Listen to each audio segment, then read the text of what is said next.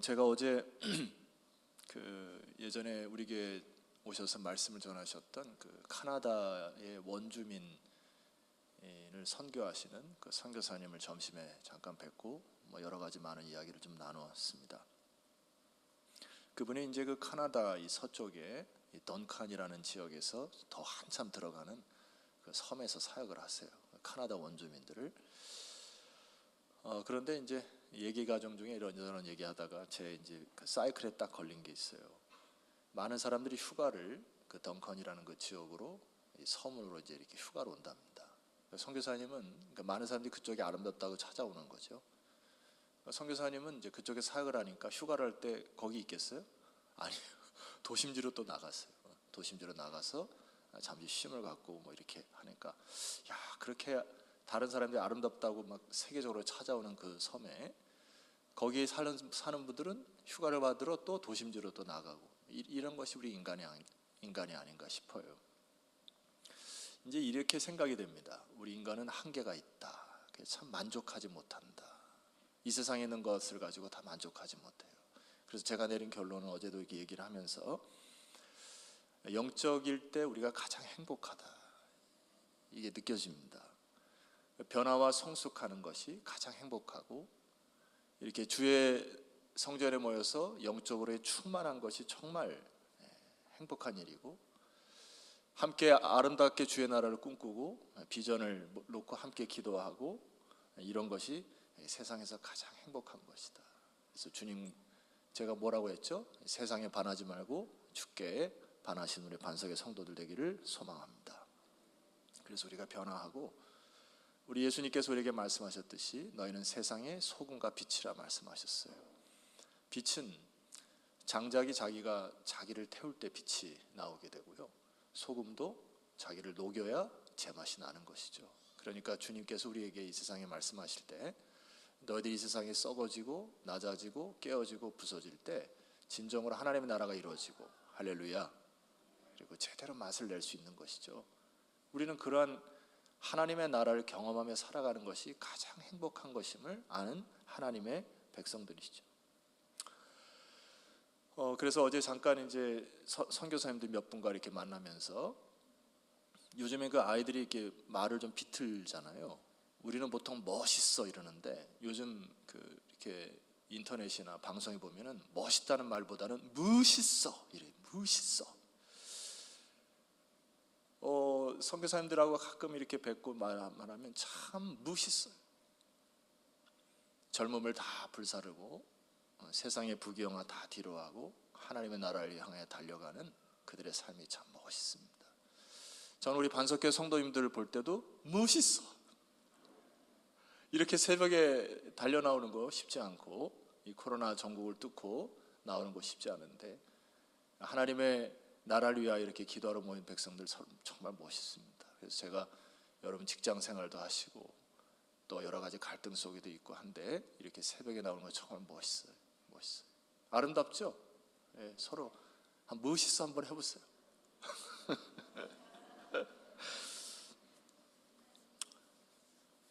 이게 아름다운 거 여러분 나중에 다 이게 추억이 되고요. 여러분들이 기도가 쌓였던 것들이 다 하나님 영광 받으실 거고 이 기도가 향이 되어 하나님께 올라갈 것입니다. 그래서 여러분 하나님께서 부흥을 이루실 거예요. 제가 볼 때는. 그런데 악한 영은 이러한 삶을 살지 못하도록 우리를 끊임없이 유혹하고 넘어뜨리는 것이죠. 넘어뜨리려고 해요. 그래서 우리는 깨어 기도해야 하는 것입니다. 자, 오늘 제가 입다가 전쟁을 치르고 그 이후의 스토리 그리고 이제 내일까지가 이제 입다의 마지막 스토리가 되겠는데 전쟁 이후의 스토리를 통하여서 이제 깨닫고 회복해야 될 것이 하나 있어요. 자, 우리가 어제 말씀을 잠시 조금 올라가면은 11장 29절 말씀 보시면은 이에 여호와의 영이 입다에게 뭐 하셨어요? 임하셨습니다. 자, 그런데 32절로 한번 내려가 보세요. 이에 입다가 보이세요? 암몬 자손에게 이르러 그들과 싸우더니 여호와께서 그들을 다 같이 읽어봅시다. 시작. 그의 손에 넘겨줬다는 거예요. 자, 여호와의 영이 임하면은 이미 전쟁은 끝난 겁니다. 그러니까 신약의 그 성령의 충만과 구약의 성령의 충만은 조금 컬러가 달라요. 그러니까 전쟁에 임할 때 하나님의 영이 임하면은 이미 끝난 거예요. 그래서 우리는 하나님의 영의 충만함을 사모하셔야 되는 거죠. 그래서 삶의 수많은 갈등들과 문제들 앞에서 우리가 이렇게 기도하는 이유도 하나님 주의 영을 채워 주옵소서, 충만케 하옵소서. 그러면 이미 끝난 겁니다. 그리고 우리는 믿음으로 반응하면 돼요. 반응하는 인생을 살아가면 됩니다. 그리고 진군하서 나가면 돼요. 거칠 것 없이 가시면 됩니다. 하나님의 영과 감동이 되시면은 그냥 하시면 돼요. 주저할 필요가 없습니다. 그런데 입다에 문제가 있습니다. 자, 29절 다시 보세요. 이에 여호와의 영이 입다에게 임하시니. 자, 그 다음부터 그냥 암몬 자손에게로 가니라 이러면 되는데 뭔가가 좀 복잡하죠. 거기 뭐라고 쓰였습니까? 한번 읽어봅시다. 시작. 입다가 길르앗과 므낫세를 지나서 길르앗의 미스베에 이르고 길르앗의 미스베에서부터 암몬 자손에게로 나아갈 때. 여러분 그냥 가면 돼요. 근데 뭐가 이렇게 복잡해요? 길르앗과 므낫세를 지나고 길르앗의 미스베에 이르고 미스베에서부터 암몬 자손에게 나아갈 때. 이 말씀을 계속 묵상하는데 뭔가 조금 이상해요. 히브리 성경을 보니까 여기에 이 동사가 쓰여지는데 동사는 딱 한 동사를 썼습니다. 아바르라고 하는 동사인데 이 아바라는 동사가 여기 보면은 여러분 우리가 큐티기 때문에 이렇게 자세하게 풀어드리는 겁니다. 지나서, 이르고, 나아가는 게 다 똑같은 동사예요. 자, 그냥 한 번으로 가면 돼요. 근데 왜 이렇게 했을까요? 길르앗과 므낫세는 므낫세라는 큰 영토 안에 한 지방의 분가의 지방 큰 지방에 불과합니다. 근데 이 내용을 히브리 성경을 쭉 읽으니까 입다가 바로 간 게 아니에요. 므낫세 전 지역을 돌아다닌 것 같아요. 자, 왜 그랬을까요, 여러분? 힌트가 있습니다. 자, 히브리서 사사기 12장으로 한번 넘어가 보세요. 사사기 12장 2절과 3절 말씀 보시게 되면은 1절부터 봅시다. 히브리서 사사기 11장. 오늘 이렇게 발음이 안 되지. 약간 조금 피곤해서 이제 발음이 안 되는데 여러분 기도하셨으면 좀 따라왔으면 좋겠어요. 제가요 하나님한테 참 감사한 거는 제가 참 명석한 사람이 아니거든요. 그리고 이 말씀을 외워서 이렇게 한다는 것도 사실 불가능해요. 제가 좀 머리가 좀 나쁜 사람이거든요. 근데 하나님이 이 돌머리도 신비에 새기면은 잊혀지지 않는 은혜를 좀 주셨어요. 근데 말이 자꾸 꼬여가지고. 자, 12장 1절 말씀 보니까 에브라임 사람들이 모여 북쪽으로 가서 입다에게 이르렀습니다. 이게 네가 암몬 자손과 싸우러 건너갈 때 어째 우리를 불러 너와 함께 가게 하지 아니하였느냐? 우리가 반드시 너와 내 집을 불사리리라 하니 내일 우리가 살펴볼 텐데 입다가 그들에게 이르되 나와 내 백성이 암몬 자손과 크게 싸울 때에 내가 너희를 부르되 불렀어요. 이게 암몬과 싸우러 갈 때 지금 므낫세 전체를 돌아다녔 뿐만 아니라 주변 지파에게도 돌아다닌 겁니다. 자, 3절 말씀 보세요. 나는 너희가 도와주지 아니하는 것을 보고 내 목숨을 돌보지 아니하고 건너가서. 자, 바로 간 게 아니고요. 주변의 동족들에게 혹은 자기의 길르앗 족속들 그리고 므낫세 지파에게 다 돌아다닌 거예요. 이르고 지나고. 영어 성경은 패스바이라는 단어가 쓰여 있습니다. 그것을 계속 관통하여 갔는데 아무도 도와주지 않은 상태입니다. 자, 그러니 저를 쳐다보세요. 마음속에 뭐가 찾아온 겁니까? 불안함입니다. 이 전쟁 될까? 분명히 하나님께서 영이 임했는데 하나님의 역사를 그때 입다에게 하나님이 분명히 임했는데 이 인간적인 불안과 두려움이 쑥 올라오게 된 거죠. 그리고 자기가 손을 청했는데 손절을 당하니까 이제 불안과 두려움이 생기기 시작한 겁니다. 이게 문제예요, 여러분. 그래서 입다의 그 유명한 잘못된 서원을 30절, 오늘 30절에 하게 되는 겁니다. 보세요. 그가 여호와께 서원하여 이르되 주께서 과연, 이 과연이라는 거 지워버리고 싶다 했죠. 그냥 호적에서 파버리고 싶어. 사실 말씀에서 암몬 자손을 내 손에 넘겨주시면 약간 의심이 간 거죠. 31절 내가 암몬 자손에게서 평안히 돌아올 때에 누구든지 내 진문에서 나와서 나를 영접하는 그는 여호와께 돌릴 것이니 내가 그를 번제물로 드리겠나이다. 자, 서원하는 신앙이 깊은 것 같지만은 신앙이 아닙니다. 이거는 여기에 이 30절의 이 내용은 그때 이방 신들에게 제사를 드렸던 인신 제사의 모습을 따라하는 거예요. 여러분, 왜 이걸 따라했을까요? 말씀을 제대로 모르는 겁니다. 반은 알고 반은 모르는 거예요. 여러분, 제가요 이 아까베를 하면서 저에게도 굉장히 유익이 있습니다. 한 절 한 절 어떤 의미가 담겨 있는지를 깊이 묵상하다 보니까, 여러분 교만하지 마십시오. 제가 반평생 살아서 신학을 하고 석사를 하고 이렇게 해도 이렇게 말씀이 구석구석에 담겨 있는가, 이렇게 심오한 말씀이 숨겨 있는가를 지금 나이 때 여러분 그런 거 느끼지 않아요? 30대의 말씀 읽을 때 다르고 40대 말씀 읽을 때 다르고 50대 말씀 읽을 때 다르고 60대 보이는 각도에다마다 다릅니다.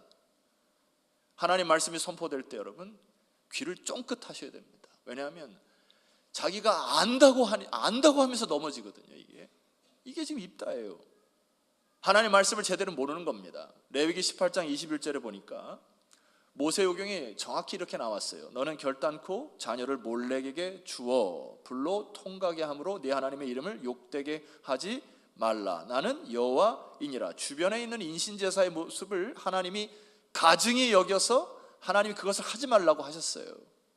입단이 이것을 경히 여긴 것입니다. 안다고 깝죽된 거예요. 서원이라는 것은 말입니다,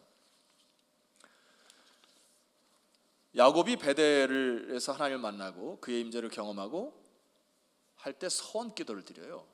그러니까 진정한 서원은, 자, 창세기 28장 21절 보세요. 제가 오늘은 여러분 또박또박 여러분에게 좀 드려야 됩니다. 말씀을. 내가 평안히 아버지 집으로 돌아가게 하시오면 여호와께서 나의 하나님이 되실 것이요. 22절 내가 기둥으로 세운 이 돌이 하나님의 집이 될 것이요. 하나님께서 내게 주신 모든 것에서 10분의 1을 내가 반드시 하나님께 드리겠나이다 하고 서원하지요. 사람이 아니라 헌물, 사람이 아니라 제물로 드리는 것이 서원이라는 겁니다, 성경에서는.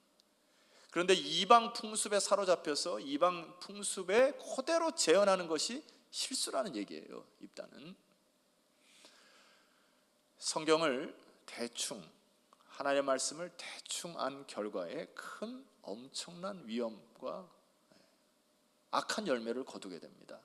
자, 그리고 한 가지 더 보시게 되면은 레위기서 5장 4절에서 6절에 보니까 서원을 잘못할 수 있어요. 여러분, 우리가 인간이 감정적인 부분이 많잖아요. 그래서 하나님께 서원을 드렸는데 이것이 실수할 경우에 참 하나님이 세밀하시죠.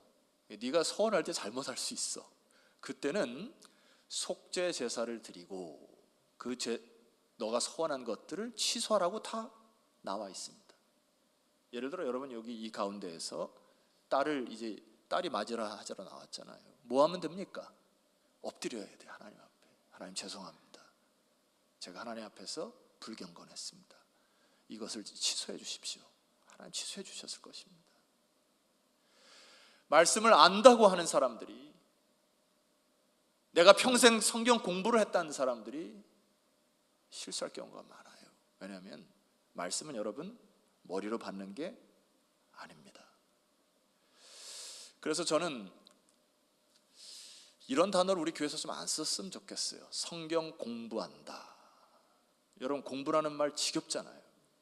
우리는 유교적인 백그라운드도 있고 막 해가지고 야 공부하자 그러면 공부할 사람 별로 없어. 내가 볼 때는 어렸을 때 여러분 공부하자 그러면 했던 사람 손 들어보세요. 거기 한 명도 안 들잖아요.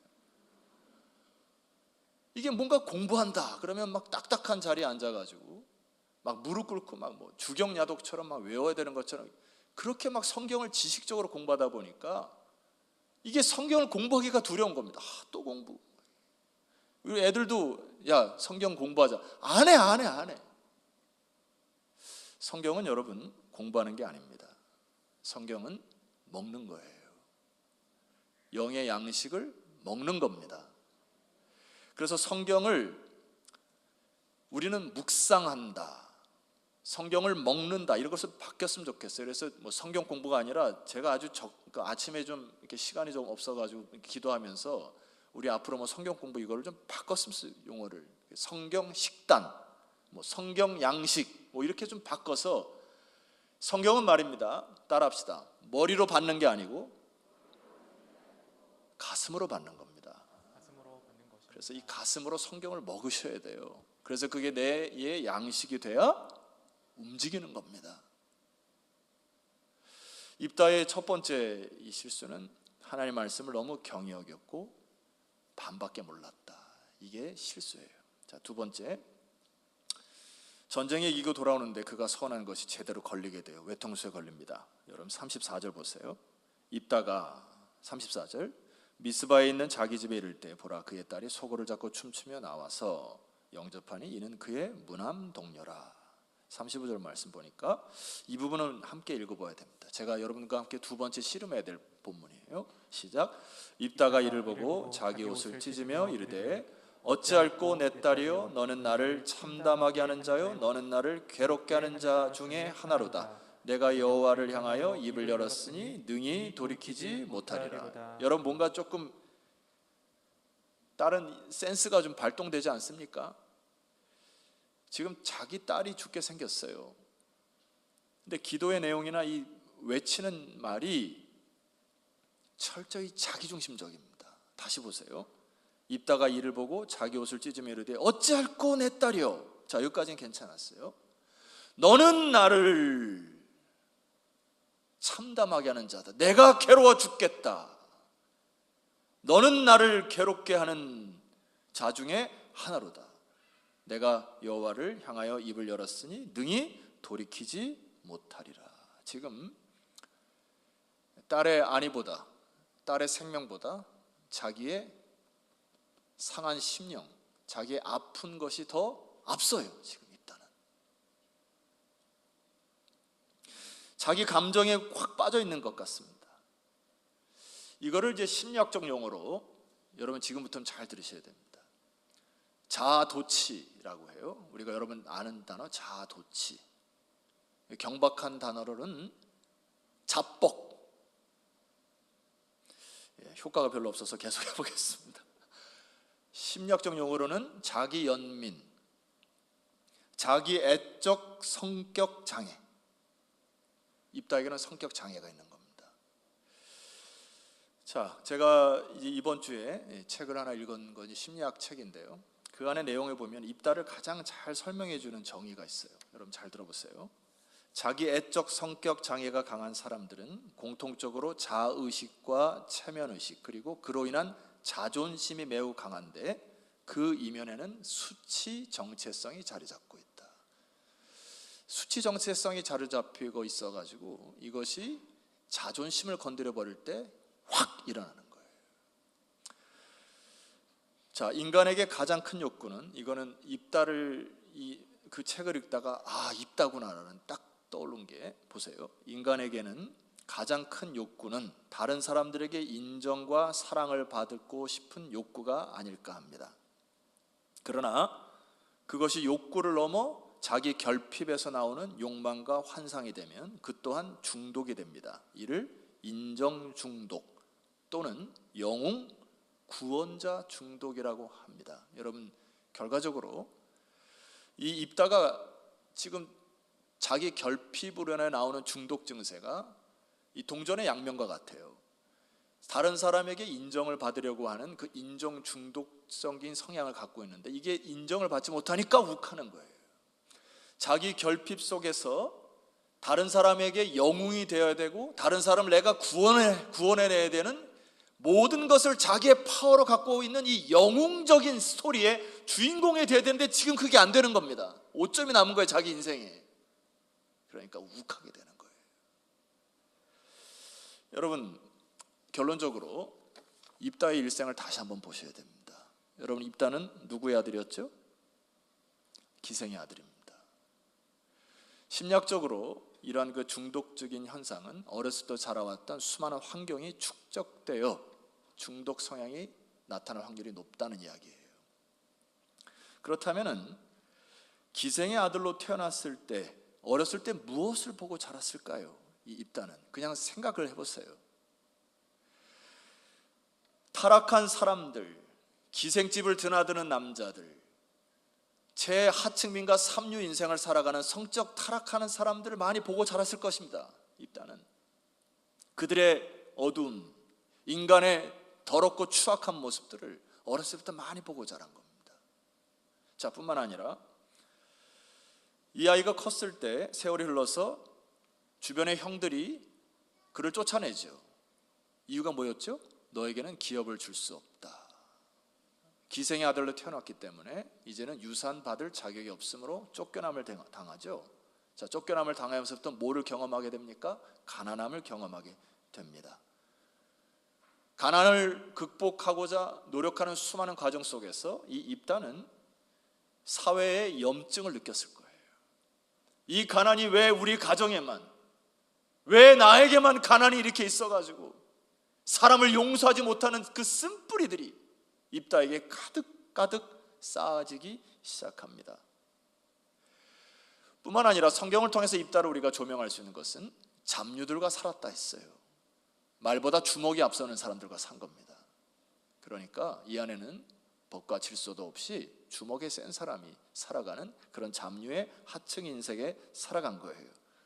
억압됨, 긴장감, 자기가 아무리 노력해도 흙수저를 벗어날 수 없는 그런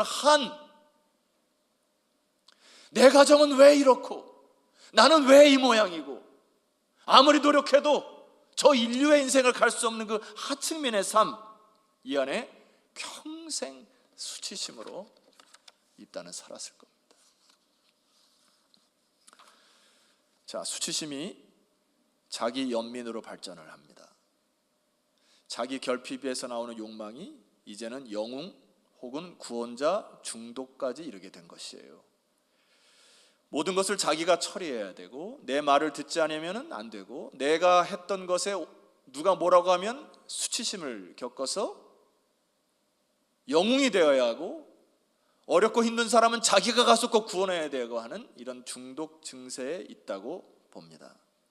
여러분, 어떤 일을 하기에 앞서 리더자로 서기에 앞서서 이러한 인간의 수치심과 결핍을 해결하셔야 돼요. 이게 해결이 안 되면 리더자로 서서 굉장히 힘듭니다. 하나님의 일을 한다지만은 자꾸 자기를 포장해요.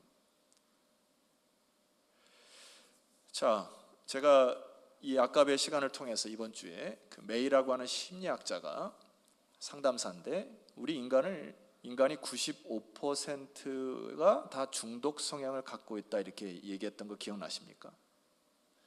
자, 이거는 제가 개인적으로 동의하는 부분은 여러분 개인적으로 인생의 저 밑바닥을 보셔야 됩니다. 입다를 보듯이 여러분이 지금 이 시간에 자기가 살아왔던 환경이나 수많은 억압, 결핍 이런 많은 문제들의 저 밑바닥을 보셔야 돼요.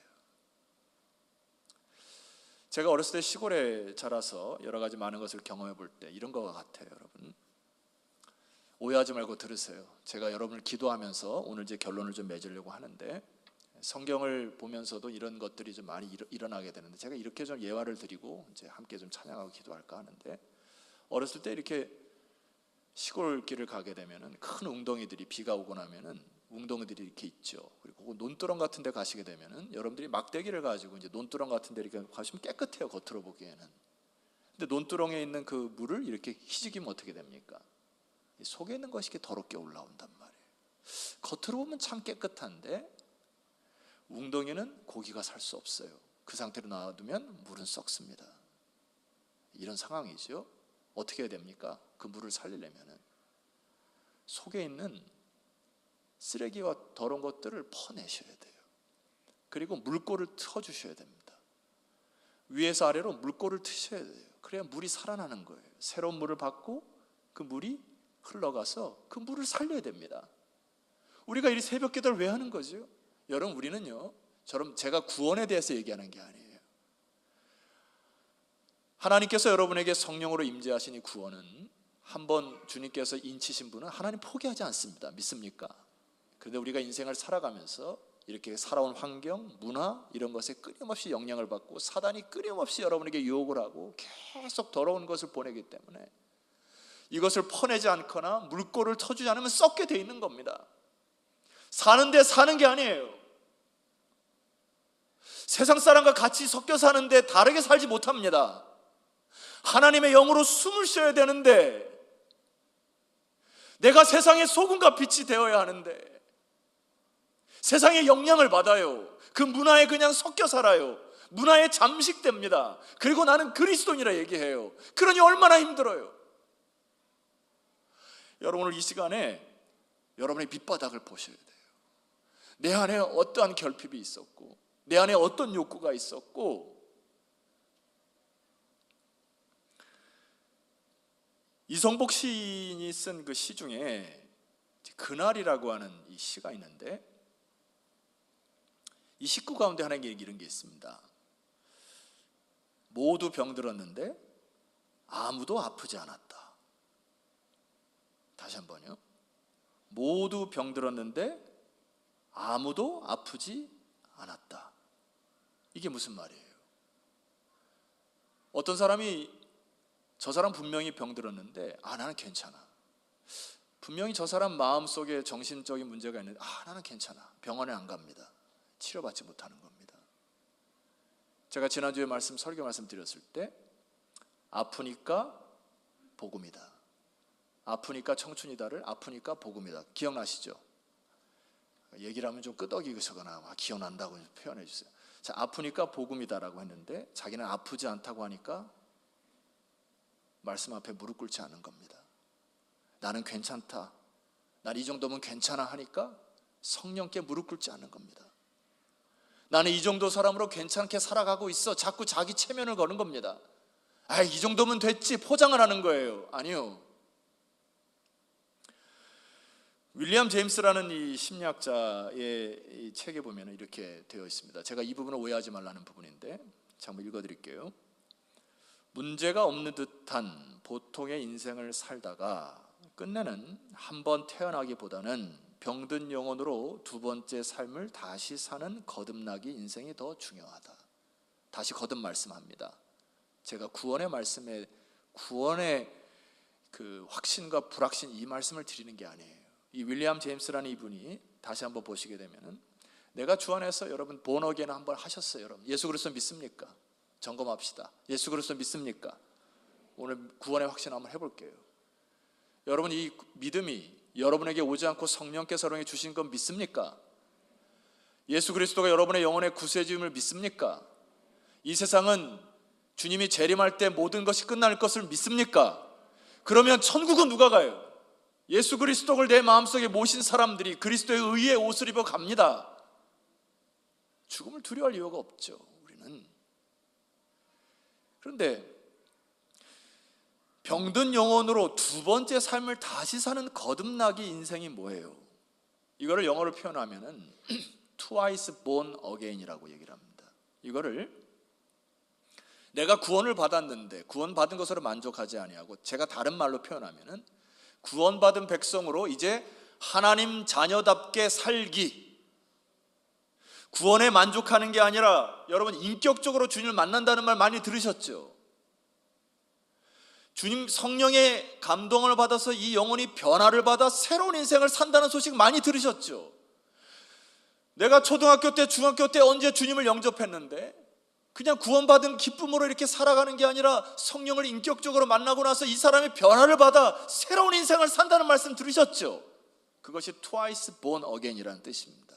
이 윌리엄 제임스가 얘기하는 거, 어떤 사람이 은혜의 충만을 받아서 갑자기 이 사람의 삶이 바뀌는 삶 말이에요. 여러분 그것을 위해서 기도하셔야 된다고요. 한 가지 예를 들고 여러분에게 말씀을 마치려고 합니다. 여러분 어거스틴이라는 인물은 우리 기독교에서 거의 성자로 취급되는 사람입니다.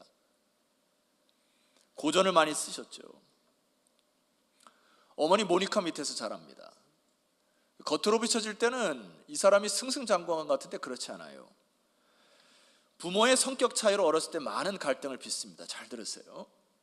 아버지는 철저히 목적 지향적인 사람이었어요.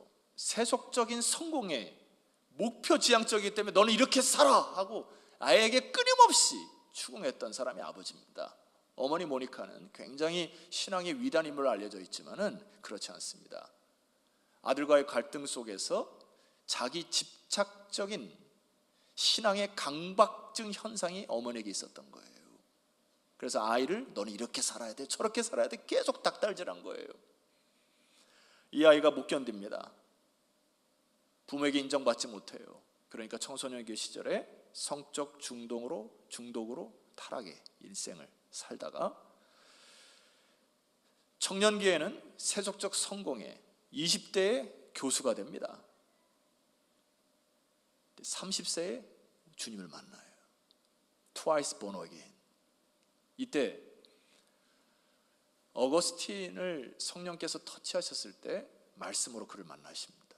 자, 그 부분인데요. 로마서 13장 13절 14절 말씀 보시게 되면은, 자, 제가 읽어드릴게요. 여러분 잘 오셨어요. 여기까지 잘 오셨습니다. 이번 한 주 오늘을 끝나게 되는데 좀 아쉽기도 하지만 너무 잘 오셨어요. 어거스틴에게 하나님의 영이 말씀으로 임재합니다. 보세요. 낮에와 같이 단정히 행하고. 어거스틴의 폐부를 찌릅니다. 성령께서. 방탕하거나 술 취하지 말며 술과 성적인 타락으로 찌들었던 인생을 삽니다.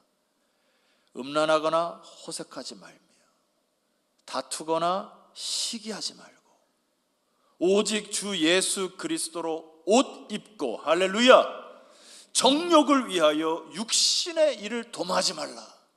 이 말씀이 어거스틴의 마음에, 주변에 있는 아이들이 성경을 암송을 했는지 막 노래를 했는지 그것이 자기의 이걸 귀에 들리는데 가슴으로 이 말씀을 받기 시작합니다. 말씀의 영이 임하고 어거스틴이 깨달은 게 뭘까요? 하나님이 모든 것을 아셨구나. 내가 어렸을 때부터 살아왔을 때 나의 결핍, 나의 부족함, 인정받으려는 욕구, 우리 부모님과의 갈등, 내가 성적인 타락, 술을 먹고 방탕하고 자기가 똑똑해서 교수가 되어 교만하게 했던 모든 것들을 하나님이 아셨구나. 내가 하나님의 손에서 벗어날 수가 없구나. 하나님을 인격적으로 만나는 이 어거스틴이 30세에 다른 인생을 살아가기 시작합니다. 변하죠. 아름답죠. 겉으로 내가 그리스도인이라는 것,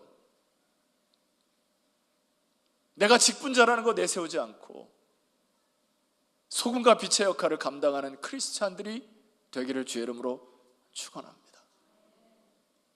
그것에서 기도하셔야 돼요. 오늘 이 아침에는 거포장을 다 벗기세요. 내 밑바닥에 있는, 여러분이 중독 성향은 사람마다 좀 다릅니다. 어떤 사람은 성적인 부분에 약하기도 하고, 어떤 사람은 먹는 거, 어떤 사람은 보는 거, 쾌락과 이런 것에 빠져서 이렇게 다릅니다. 어떤 사람은 인정을 받는 거, 어떤 사람은 자기가 영웅적인 거, 내 말을 안 들어? 내가 말하는데 안 들어? 중독적인 형상이 저 밑에 깔려 있는 거예요. 어떤 사람은 자꾸 자기가 벌어들인 거, 스펙 싼 거 가지고 쓰고 먹고 마시고 이런 것에 만족을 누리는 거. 이런 것이 만족 줍니까? 결과적으로는 계속 허탈감을 여러분의 인생에 가져다 줄 거예요. 여러분 주님께만 반하시기를 주 이름으로 축원합니다.